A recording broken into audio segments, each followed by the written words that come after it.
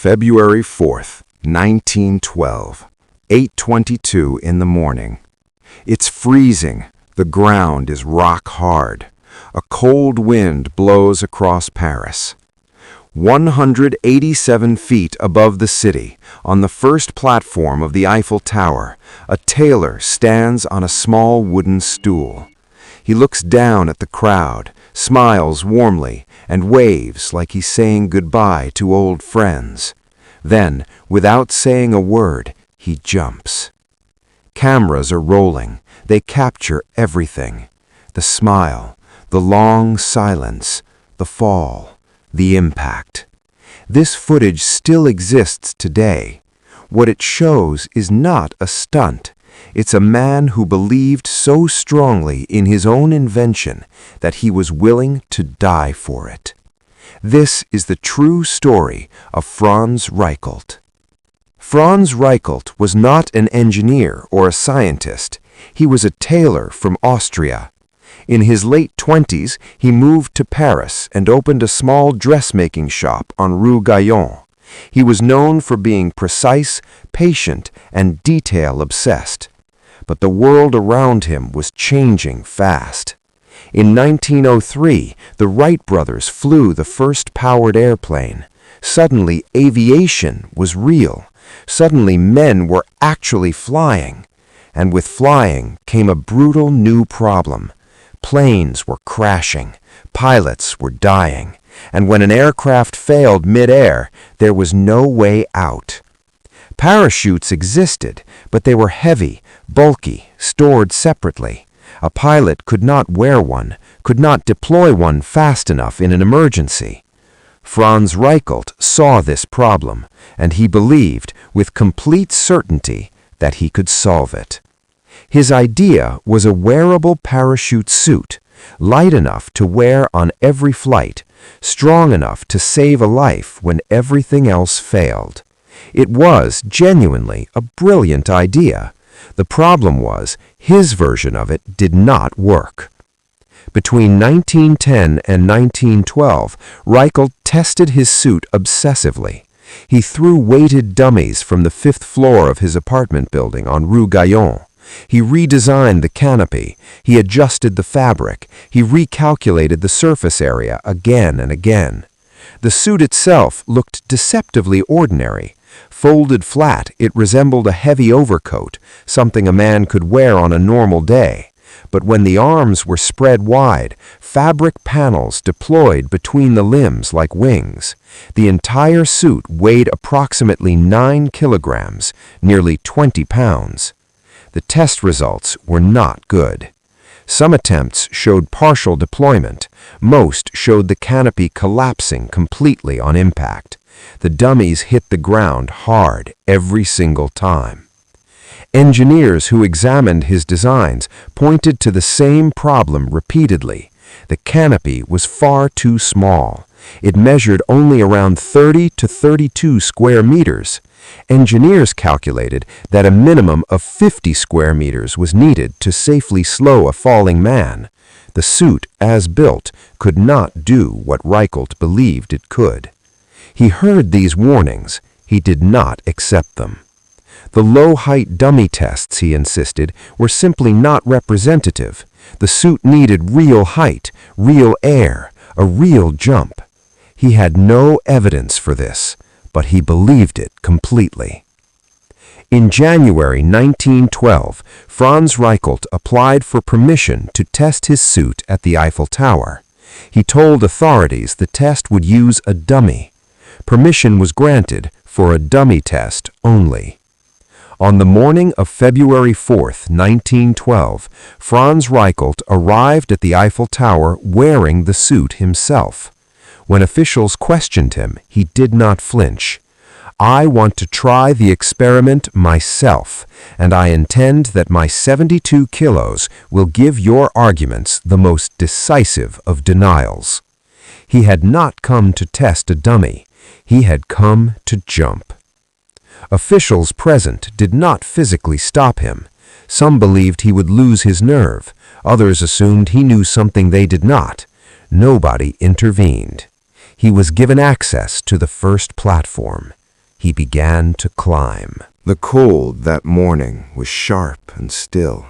Below zero, a stiff breeze moving across the Champ de Mars. Journalists pulled their coats tighter. The film crew confirmed their cameras were rolling. At the base of the stairs, a close friend grabbed Reichelt's arm. The suit was not ready. The height was too great. Please do not do this. Reichelt looked at him with complete calm. Everything was fine. He turned toward the stairs.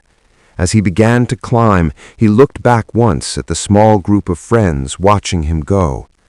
"À bientôt," he said cheerfully. "See you soon." He climbed to the first platform. At the top, he did not walk straight to the edge.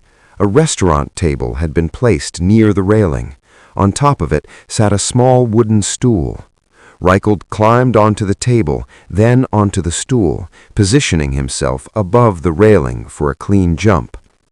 Then he reached into his pocket and pulled out torn pieces of newspaper. He threw them into the freezing air and watched carefully as they caught the breeze and drifted slowly downward. He was checking the wind. Satisfied, he straightened on the stool. 187 feet above the frozen ground of Paris. He looked down at the crowd. He smiled. He waved. And then he stopped. The crowd fell silent. 10 seconds passed. He did not move. 20 seconds. The cameras kept rolling. His breath rose in small white clouds in the freezing air. 30 seconds. The torn newspaper pieces still drifted silently toward the ground far below. The wind whispered through his suit.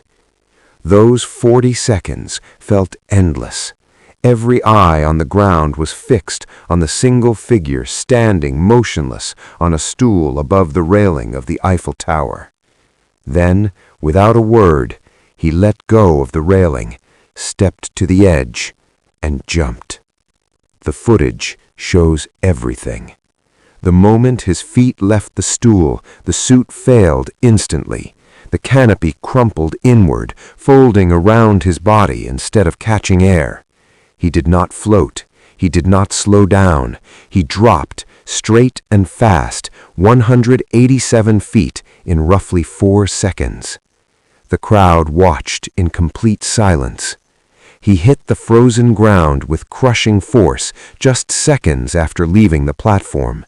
The impact left a crater in the earth, 5.9 inches deep. Witnesses rushed forward. Franz Reichelt lay motionless in the crater. His right arm and right leg were crushed. His skull and spine were broken. Blood poured from his mouth, his nose, and his ears. He was pronounced dead on the scene. He was only 33 years old. The film crew captured every second. The climb, the wind check, the wave, the 40 seconds of stillness, the jump, the fall, the crater. It became one of the earliest recorded deaths in film history. The footage spread across Europe within days, shown in cinemas, printed in newspapers, discussed across the continent. Le Figaro covered it in detail. The crater was photographed before it was filled. Engineers examined the suit and confirmed what they had warned. The canopy was far too small, the deployment mechanism unreliable, the suit incapable of saving a human life at that height. Franz Reichelt had wanted the cameras there to capture his triumph. They captured something else entirely. In the days after his death, reactions were divided. Some mourned him as an inventor who gave everything for a genuine vision. Others pointed out the warnings he had ignored, the failed tests, the engineers he had dismissed, the authorities he had misled. The Paris Prefecture of Police reviewed the incident. No charges were filed. His shop on Rue Gaillon closed shortly after. But here is what almost nobody mentions. Franz Reichelt's core idea was not wrong. A wearable parachute suit, exactly the concept he had devoted years to, was successfully developed and tested in 1914, just 2 years after his death. The concept worked. His version simply did not, and he jumped before it was ready. On that freezing February morning, the distance between what Franz Reichelt believed and what was actually true was exactly 187 feet, and that distance cost him his life.